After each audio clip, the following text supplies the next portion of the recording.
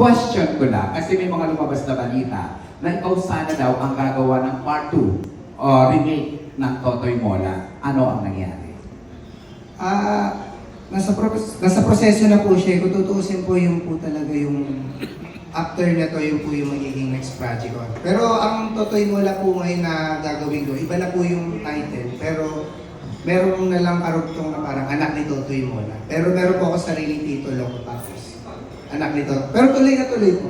Yun po yung pinag-usapan namin na nag-Singapore po kami.